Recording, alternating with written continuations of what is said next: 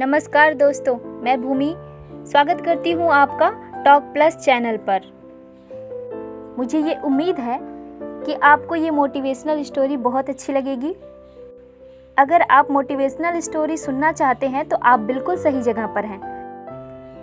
मैं आपके लिए छोटी छोटी ही सही लेकिन प्रेरणादायी कहानियों का खजाना लेकर आई हूँ। आपका कीमती समय देने के लिए दिल से आपका शुक्रिया। चलिए शुरू करते हैं आज की मोटिवेशनल स्टोरी। काफ़ी समय पहले की बात है। प्रतापगढ़ नाम का एक राज्य था।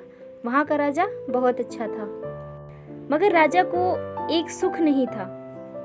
वह यह कि उसकी कोई संतान नहीं थी और वह चाहता था कि उसके राज्य के अंदर किसी योग्य बच्चे को गोद ले ताकि वह उसका उत्तराधिकारी बन सके और आगे की बागडोर को सुचारू रूप से चला सके। और इसी को देखते हुए राजा ने राज्य में घोषणा करवा दी कि सभी बच्चे राज्य महल में एकत्रित किए जाएं। राजा ने सभी बच्चों को पौधे लगाने के लिए भिन्न भिन्न प्रकार के बीज दिए और कहा कि अब हम 6 महीने बाद मिलेंगे और देखेंगे किसका पौधा सबसे अच्छा होगा। महीना बीत जाने के बाद एक बच्चा ऐसा था जिसके गमले में वह बीज अभी तक नहीं फूटा था, लेकिन वह रोज उसकी देखभाल करता था और रोज पौधे को पानी देता था। देखते ही देखते 3 महीने बीत गए। बच्चा परेशान हो गया। तभी उसकी माँ ने कहा कि बेटा धैर्य रखो, कुछ बीजों को फलने में ज़्यादा वक्त लगता है। और वह पौधे को सींचता रहा। 6 महीने हो गए। राजा के पास जाने का समय आ चुका था, लेकिन वह डरा हुआ था कि सभी बच्चों के गमलों में तो पौधे होंगे और उसका गमला खाली होगा।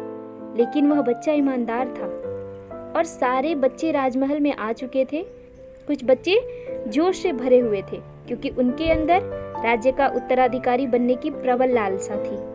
अब राजा ने आदेश दिया कि सभी बच्चे अपने अपने गमले दिखाने लगे, मगर एक बच्चा सहमा हुआ था क्योंकि उसका गमला खाली था।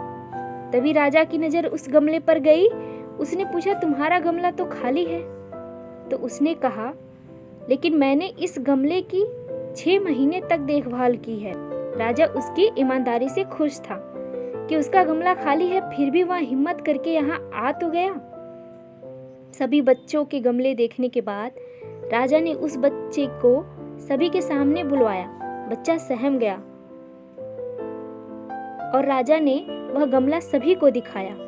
सभी बच्चे जोर से हंसने लगे। राजा ने कहा, शांत हो जाइए, इतने खुश मत होइए।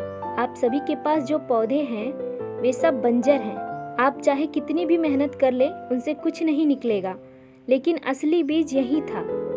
राजा उसकी ईमानदारी से बेहद खुश हुआ और उस बच्चे को राज्य का उत्तराधिकारी बना दिया गया। दोस्तों, हमें इस कहानी से क्या सीखने को मिला?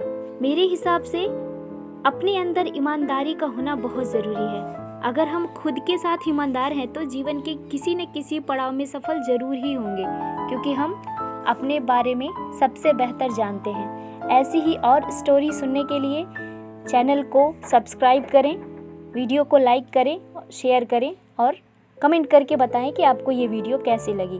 धन्यवाद।